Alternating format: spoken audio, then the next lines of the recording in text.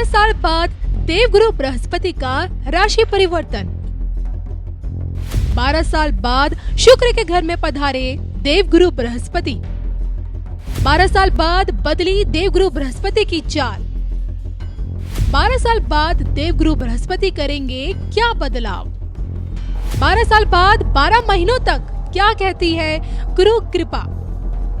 अगले साल 25 तक गुरु कृपा क्या कुछ देगी? देखिए सिर्फ धर्म ज्ञान पर। नमस्कार, धर्म ज्ञान के दर्शकों का स्वागत है। मैं हूं आपके साथ कविता राणा। मेरे साथ मौजूद है आचार्य राकेश चतुर्वेदी जी। सर, सबसे पहले तो आपका स्वागत है। नमस्कार दर्शकों, सादर वंदन आप सभी को। नमस्कार कविता जी, आपको भी धन्यवाद। ग्रहचार की दुनिया से देखिए, अब की बार हम आप लोगों के लिए लेकर आए कि क्या कहता है देवगुरु बृहस्पति का राशि परिवर्तन। जी हाँ, 12 साल बाद जाकर देवगुरु बृहस्पति अब राशि परिवर्तन करने जा रहे हैं, यानी कि उनकी चाल में एक बड़ा बदलाव आ रहा है। अब मेष राशि से निकलकर वृषभ राशि यानी कि मंगल के घर से निकलकर एक और गुरु के घर में यानी कि शुक्राचार्य यानी कि वृषभ राशि में प्रवेश कर रहे हैं और 1 मई को उनका ये राशि परिवर्तन हो जाएगा। लेकिन देखिए, सबसे दिलचस्प बात है कि 1 मई के बाद आने वाले 1 साल तक वो वृषभ राशि में ही रहेंगे यानी कि शुक्र के घर में। और ये 1 साल मिथुन राशि, मिथुन लगन वाले लोगों के लिए कैसा बीतेगा? इस 1 साल में गुरु की कृपा से आपकी सेहत कैसी रहेगी, आपका काम कारोबार कैसा चलेगा, आप कितनी तरक्की करेंगे, संतान पक्ष से क्या आपको कोई बड़ी खुशखबरी मिल सकती है, विवाह योग, अगर आप विवाह योग कितनी परिस्थितियाँ अब आपके जीवन में बनेंगी, और इसी के साथ साथ गुरु की कृपा से अब आगे आप कितना और आगे बढ़ेंगे, तरक्की करेंगे और धन संपदा के मालिक बन पाएंगे। इसी पर आज चर्चा करने के लिए आइए जानते हैं आचार्य जी से कि गुरु की यही चाल आप लोगों के लिए क्या कहती है, बताएं। जी देखिए दर्शकों, जो गुरु का गोचर है वह मेष से निकलकर वृषभ राशि में हो रहा है। मिथुन राशि के लिए यह गोचर द्वादश भाव में है, यानी कि अंतिम भाव में, मोक्ष के भाव में। अंतिम भाव में गोचर करते हुए कविता जी, इनकी जो दृष्टियां हैं वह कुछ हद तक इनको बचाएंगी बहुत सारी चीजों से, लेकिन साथ ही साथ कुछ चीजों में गुरुदेव बृहस्पति जो है, यह गोचर जो 1 साल का है, इसमें मिथुन राशि वालों के लिए मुसीबतें भी पैदा करेंगे, यानी तनाव को भी बढ़ाएंगे।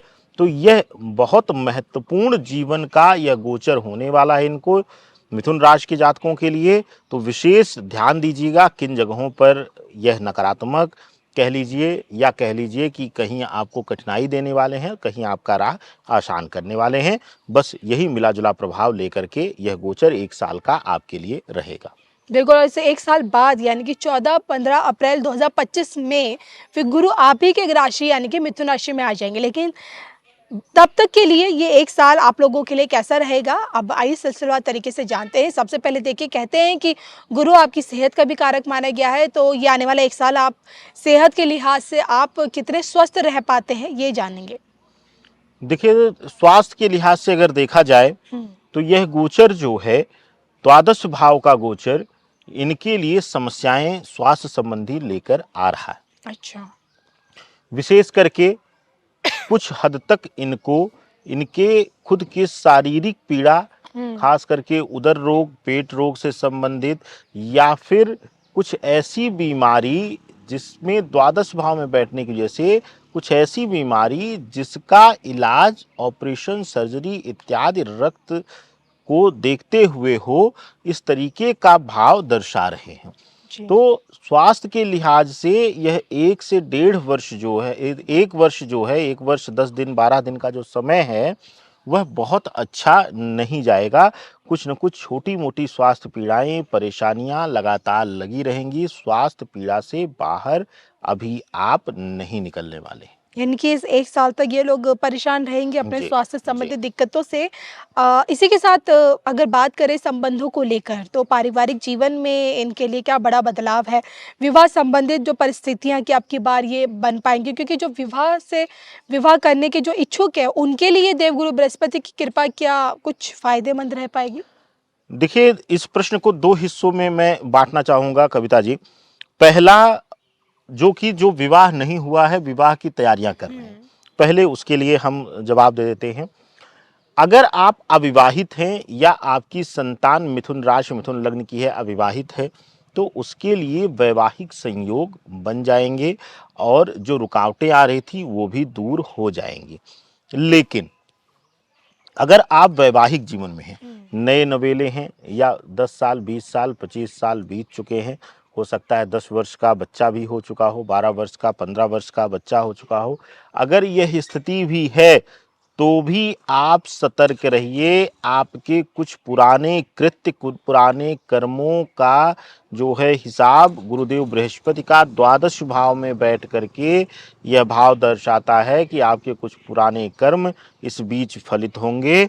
और अगर आप अपने आप को, अपने चरित्र को नहीं सुधारेंगे तो इस एक वर्ष में आपका चाहे 20 साल पुराना रिश्ता हो, चाहे 25 साल पुराना रिश्ता हो, वह टूटने की कगार पर आ जाएगा। टूटे भले ना, रिश्तों को पेपर पर भले ना तोड़ पाएं आप, लेकिन अगर आप नहीं संभलेंगे तो वह उसी समतुल्य हो जाएगा कि जैसे एक निर्जीव पड़ा रहे बेड पर, बस ये प्रमाणिकता रहे कि वह जिंदा है, बस रिश्ता नाम का जिंदा बचेगा, बाकी रिश्ते में कुछ रह नहीं जाएगा। जी, यानी कि एक नाजुक दौर से इनको गुजरना पड़ सकता है रिश्तों के मामले में।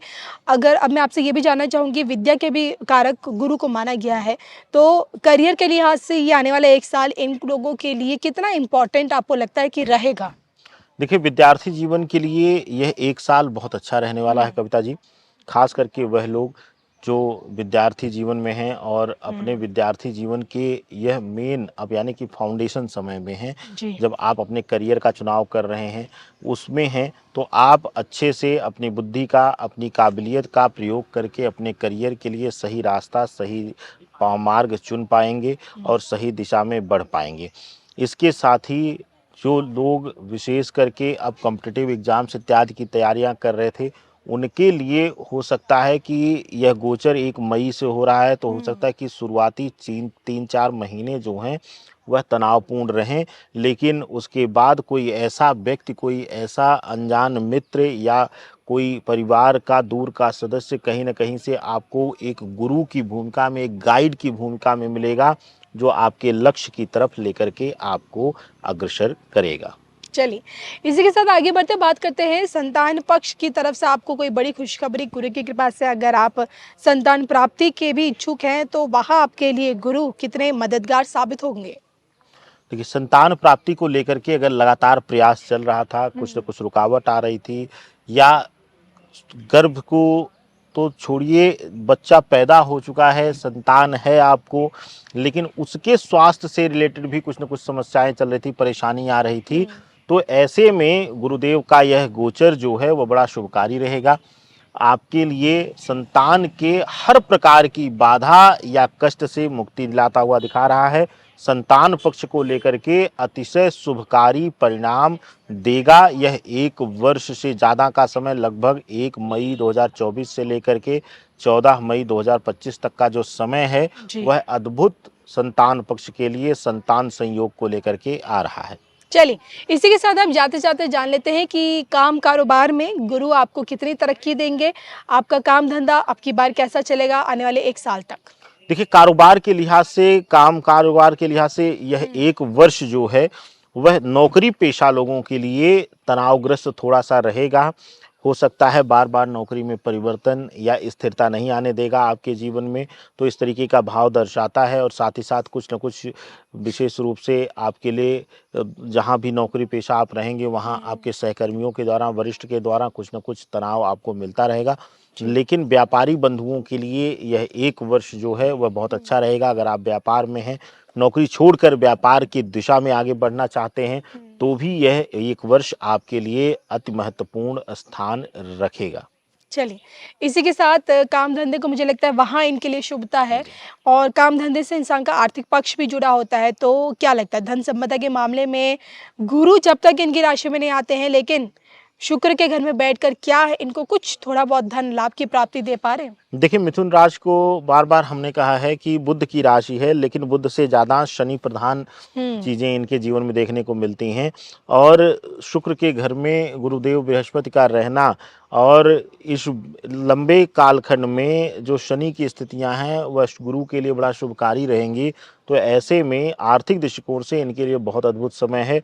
अगर आप रहने के लिए नए भवन निर्माण इत्यादि के लिए सोचे थे, ज़मीन वगैरह कहीं लिया हुआ था, अब निर्माण नहीं कर पा रहे थे, तो उसमें सुगमता आएगी, आर्थिक धन कोष बढ़ेगा और कहीं न कहीं से धन के स्रोत नए-नए खुलते हुए दिखाई देंगे। तो आर्थिक दृष्टिकोण से भी यह गोचर इनके लिए शुभकारी रहेगा। चलिए, तो इसी के साथ मुझे और आचार्य राकेश चतुर्वेदी जी को हम दोनों को दीजिए इजाजत। नमस्कार। नमस्कार।